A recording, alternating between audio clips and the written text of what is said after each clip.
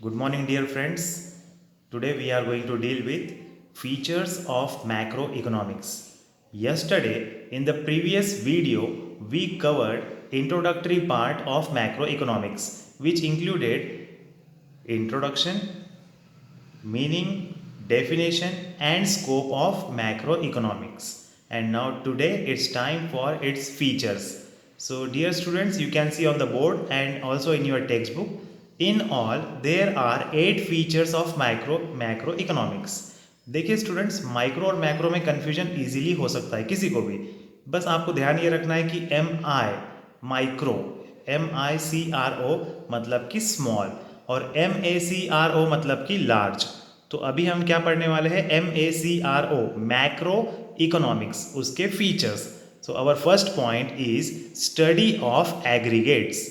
Study तो आपको मालूम है, एग्रीगेट का मतलब होता है टोटल. मीन्स जैसे आप किसी एक इंसान की स्टडी कर रहे हो तो उसको हम बोलते हैं study of individual unit. But अगर आप पूरे देश की स्टडी कर रहे हो तो हम उसको क्या बोलेंगे? Study of aggregates. For example, study of national income, study of aggregate expenditure, study of aggregate income, study of anything which is related with the whole society, whole country, whole population, it will be covered under this point, that is aggregate. aggregate का मतलब होता है total.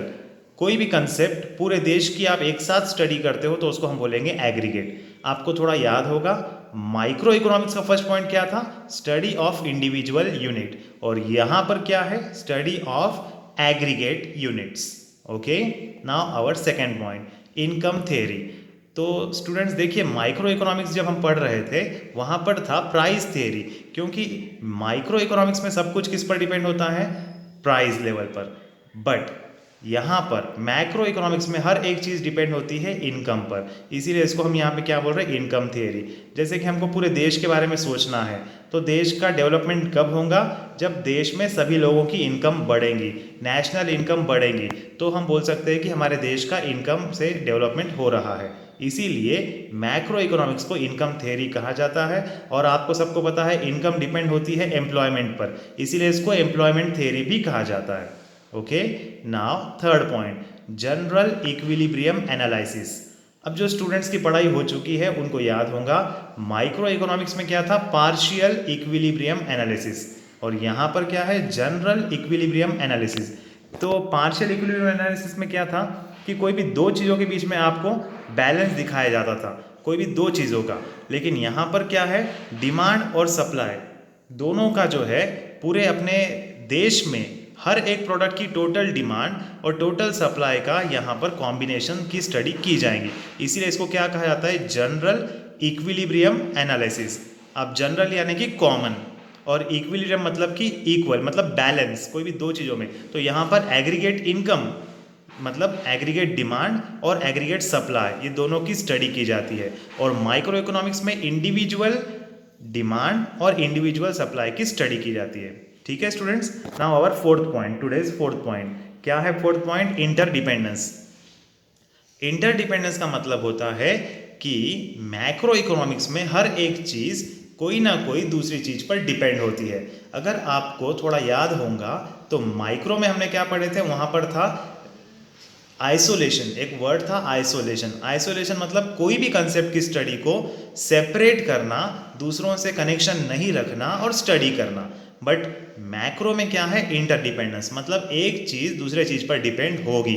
For example, अपने देश में जो भी income है ये डिपेंड है एम्प्लॉयमेंट पर, एम्प्लॉयमेंट का लेवल डिपेंड है प्रोडक्शन पर, प्रोडक्शन डिपेंड है मार्केट में डिमांड पर, और डिमांड डिपेंड है फिर से इनकम पर. तो ये सभी चीज़ें एक दूसरे पर डिपेंड होती है. अब देखिए, अपने देश में जो पावर्टी है मतलब गरीबी है, अगर लोग पढ़ाई नहीं करेंगे तो लोगों को जॉब नहीं मिलेंगी, जॉब नहीं मिलेंगी तो उनकी कमाई नहीं होगी, कमाई नहीं होगी तो उनका स्टैंडर्ड ऑफ लिविंग कम हो जाएगा और फिर उनको प्रॉब्लम्स शुरू हो जाएंगे, फिर वो आगे भी पढ़ाई नहीं कर पाएंगे. तो ये क्या है? मैक्रो इकोनॉमिक्स में हर एक चीज़ एक दूसरी चीज़ पर डिपेंड होती है.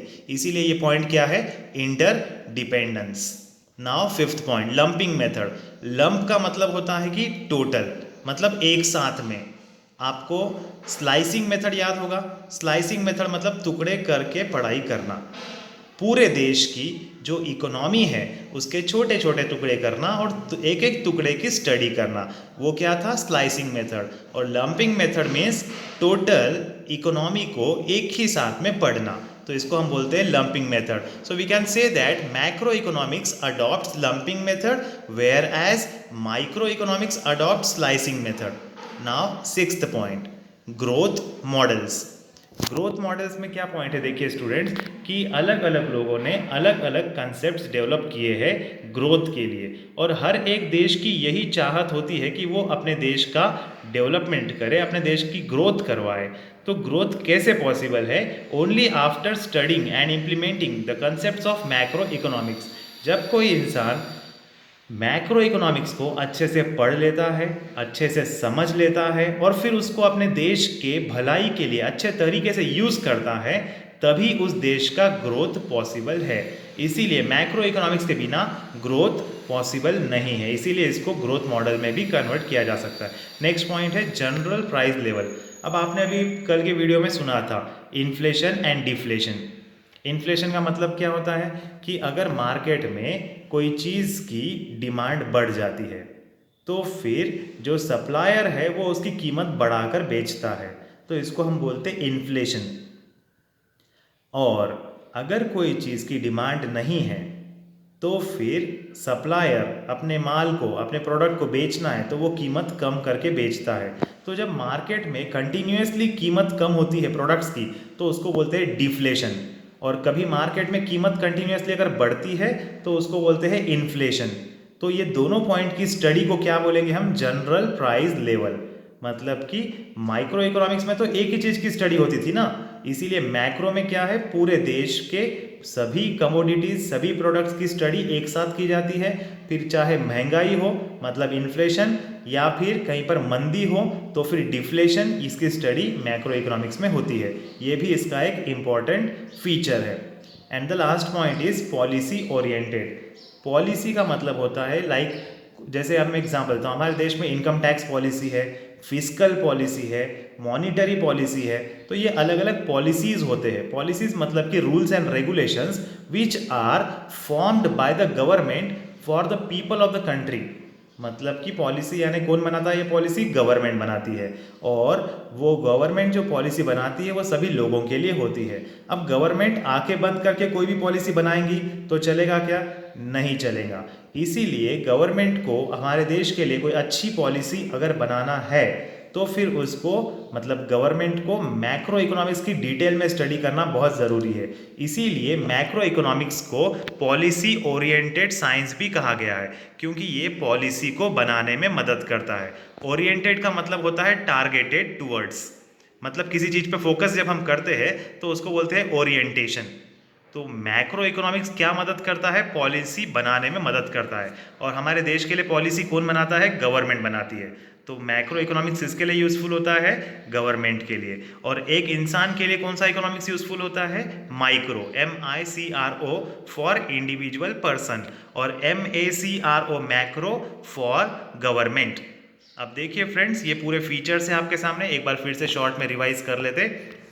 आप लोग एक बार रीड कीजिए अच्छे से। First one, study of aggregates, मतलब कि यहाँ पर national income, national output, national expenditure, employment level, unemployment level, जो बड़े बड़े कंसेप्ट है देश के, उसकी स्टडी होती है। सेकंड, इनकम थ्योरी, सब कुछ नेशनल इनकम पर डिपेंड होता है, इसीलिए मैक्रो इकोनॉमिक्स को इनकम थ्योरी भी बोलते हैं। जनरल इक्विलिब्रियम एनालिसिस, मतलब कि यहाँ पर एग्रीगेट डिमांड और एग्रीगेट सप्लाई पूरे देश का एक साथ देखा जाता है, इसलिए इसको जनरल इक्विलिब्रियम एनालिसिस भी बोलते हैं। इंटरडिपेंडेंस मतलब हर एक चीज़ दूसरे चीज़ पर डिपेंड होती है। अगर लोगों की कमाई बढ़ेगी तो लोग खर्चा ज़्यादा करेंगे, खर्चा ज़्यादा करेंगे तो उनका स्टैंडर्ड ऑफ लिविंग बढ़ेगा, और खर्चा मार्केट में ज़्यादा होगा तो मार्केट में पैसा ज़्यादा आएगा, फिर प्रोडक्शन ज़्यादा होगा, और ये सब एक चीज़ एक से दूसरे के ऊपर डिपेंड होती है। फिर गवर्नमेंट को टैक्स ज़्यादा मिलेगा, सब एक दूसरे पर डिपेंड है, इसलिए इंटरडिपेंडेंस। लंपिंग मेथड मतलब कि पूरा एक साथ पढ़ाई करना, पूरी एक साथ स्टडी करना। टुकड़े करेंगे तो उसको बोलते हैं स्लाइसिंग मेथड, एक साथ पढ़ेंगे तो बोलते हैं लंपिंग मेथड। ग्रोथ मॉडल्स मतलब किसी भी देश के ग्रोथ के लिए मैक्रो इकोनॉमिक्स ज़रूरी है। मैक्रो इकोनॉमिक्स को समझे बिना ग्रोथ पॉसिबल नहीं है। जनरल